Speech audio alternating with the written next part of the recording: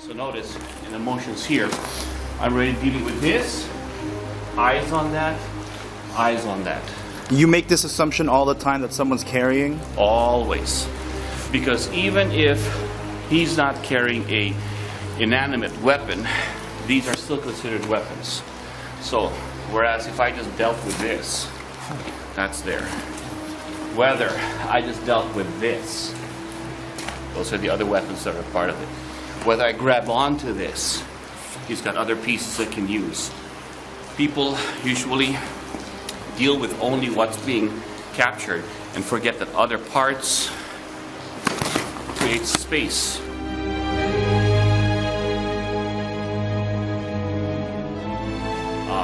This is sounds very Krav Maga, Sistema. I have no idea about what they do. I only do what I do. I'm sure they're very good at what they do.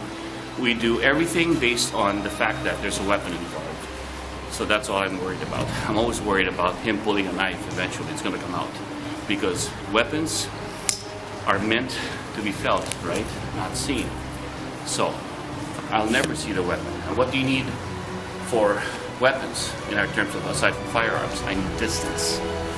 So if I were to, or the mentality there is to pull a blade out, he's going to run. I don't have the distance. I've warned him. Whereas if this stays hidden and these are shown, it's a mano a mano to get to this idea, or you give him the false sense of security, that he's got me. Now I have distance. Now it's too late. Because he didn't give the respect that he's carrying, that I'm carrying. And by then, by the time you realize you've been punched, it ain't a punch. Probably could be more lethal in the mentality of those who carry weapons. People who carry weapons carry a lot of them.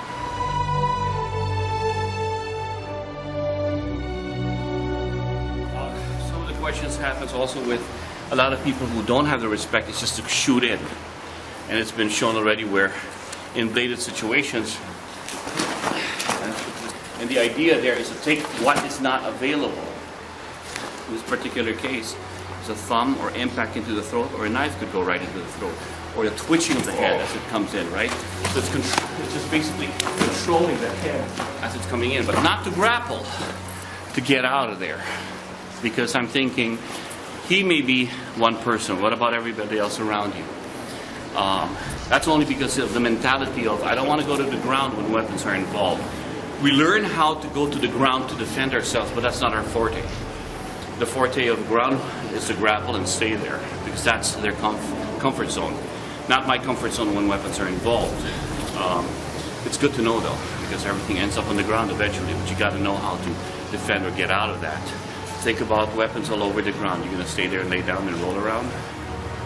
What about the guys who are standing behind you, ready to, waiting for just a knife and get in? That's the mentality of what you have in the world of weapons. People think it's they don't understand that it's an art form, but it's also, to a lot of people, cultural. And that's just the way it's been. Isn't something new. It is in this idea of chivalry and fairness.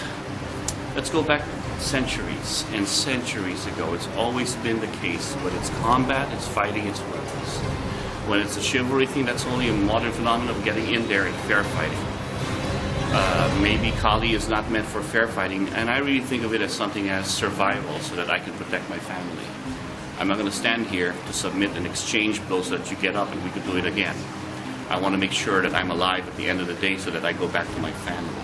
And sometimes the choices you make may not be the best, and there are always consequences to what you do when you start to raise the bar of lethality. So you really have to have your grounding values and abide by the laws. And if you break those laws, are you justified in what you do? Everything that I do is fun. I don't do this because I ever expect to get into violence. But one of the things that we do in the medical field is when there's a disease, you don't hide and run away from the disease or avoid it. You study it, you delve in it so you know how to protect against it. And the same thing here. With a lot of things that we do, it's very violent. Well, that's because I want to understand the nature of mechanics. Do I have to put the violence there? Well, that's something that we've been exposed to with the law enforcement training and military. The civilian world understanding that, but I don't want to be part of that.